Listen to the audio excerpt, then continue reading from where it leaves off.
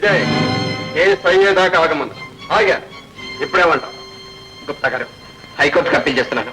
దయచేసి అప్పుడు దాకా ఆగండి. సరేవయ్యా, నీకే హైకోర్టు సుప్రీంకోర్టు అంటే పోతూనే ఉంటాం. నన్ను నీతో పడమంటావా? అదే వీళ్ళే. ఇది ఫోర్జరీ కేసు. 24 గంటల్లో డబ్బు చెల్లించావా సరే, లేదా నిన్ను అరెస్ట్ వారెంట్ చేస్తాం. రమణ, రమణ, ఏమ్మా? ఆ దివాళా తీసిన విజయ్ వస్తే లోనికి రానివ్వద్దు. అదేమ్మా. ఏమిటి? నేను దివాళా తీశానా? అవును. ఏమన్నా? ఆస్తంతా దిగమింగి ఇప్పుడు నా దగ్గర పైసా లేదని నన్ను దివాళా కోరంటావా? మళ్ళీ మళ్ళీ ఇలా ఎవరి కప్పులో కోర్చుకుంటావు? వద్దు వద్దు, నన్ను చంపద్దు. నీ ఆస్తిని కాజేసింది, నీ ఐశ్వర్యాన్ని మింగేసింది నేను కాదు, ఆ హరిగాడు.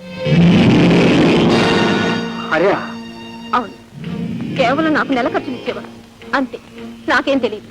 మరి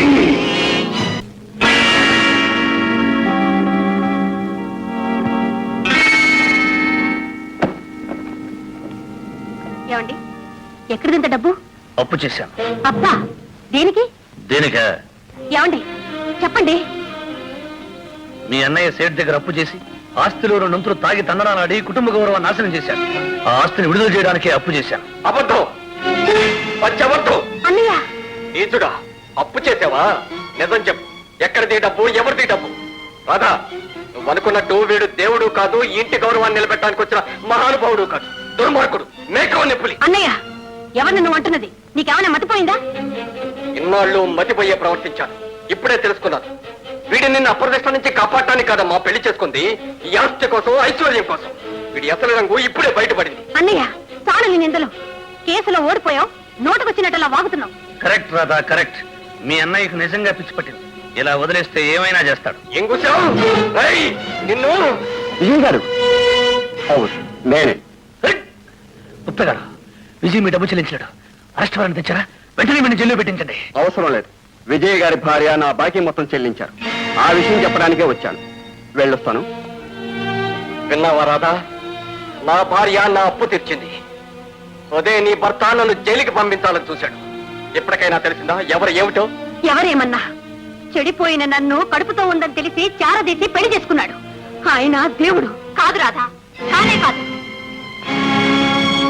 నిన్ను చెరిచింది ఆయనే, నిన్ను గర్భవతిని చేసింది కూడా ఆయనే. అబద్ధం. నీ భర్తకు నాకు చెడిందని తెలిసే ఎత్తు వేశావు. కాదు, రుజువులతో పాటు వచ్చాను. ఇదిగో. నీకెలా వచ్చింది? సుందరం, జరిగిందంతా చెప్పు. ఒకరోజు హోటల్లో గ్రేప్ జ్యూస్లో మొత్తం మంది కలిపేమని ఆయన చెప్పాడు. నేను ఇచ్చాను.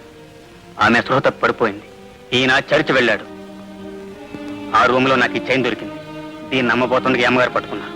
ఇది నీకెక్కడిది, నిజం చెప్తావా లేకపోతే పోలీసులకు చెప్పమంటావు అంటే భయపడి జరిగిందంతా చెప్పేశాను, అంతే. నువ్వు వెళ్ళొచ్చు. ఇంత చేసి ఏమీ తెలియనట్టే. అంతేకాదు, నిన్ను మెట్ల మీద నుంచి తోసింది నీ భర్తే. కాదు, నే కాదు, నే కాదు. రాధా, ఆనాడు నిన్ను మెట్ల మీద నుంచి తోసింది నేనన్నావే, అప్పుడు నా ముఖం చూసావా? లేదు, చీర మాత్రం చూశాను. ఈ చీరేనా? అవును. మళ్ళీ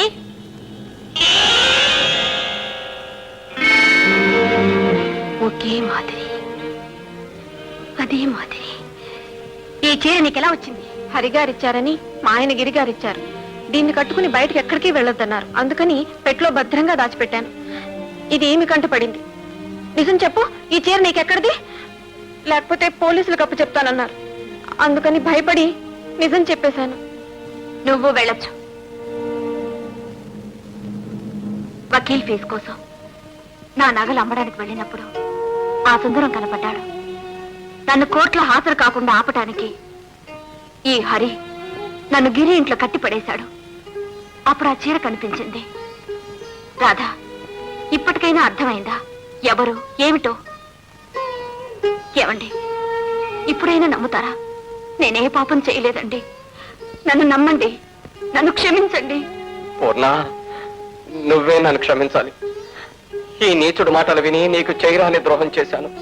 పూర్ణ, వాకిలి వరకు వచ్చి నా రక్తాన్ని పొంచకబట్టిన ఒక్కగానొక్క కొడుకుని కళ్ళారా చూసుకోకుండానే తిరిగొచ్చాను. ఈ పాపాత్ముని నువ్వే క్షమించాలి పూర్ణ, నువ్వే క్షమించాలి. అంత మాట అనకండి హరి. పసిబిడ్డ లాంటి మనిషిని, పాలకుండ లాంటి మనస్సును ఎందుకింత పాడు చేశావు? ఆ రోజు నువ్వు నన్ను చెరచాలని ప్రయత్నించినప్పుడు నీకు బుద్ధి చెప్పి మార్చి నిన్ను మంచివాణ్ణి చేశాను. క్షమాపణతో నువ్వు రాసిచ్చిన ఆ ఉత్తరాన్ని నీ మాటలు నమ్మి చించేశాను. అందుకు ఫలితం ఇది. ఏమిటి ఏమిటి అనేది? ఇవన్నీ నాకు చెప్పాలని ఎంతో ప్రయత్నం చేశాను, కానీ మీరు వింటేగా. అన్నయ్య, నాకేం పర్వాలేదు. నువ్వు వెళ్ళన్నయ్యా, నువ్వు వెళ్ళన్నయ్యా. పూర్ణ, రాసం జాగ్రత్తగా చూస్తుండు. వదినా, నిన్ను, నీ మనసును అర్థం చేసుకోలేక ఏవేవో మాట్లాడినాను.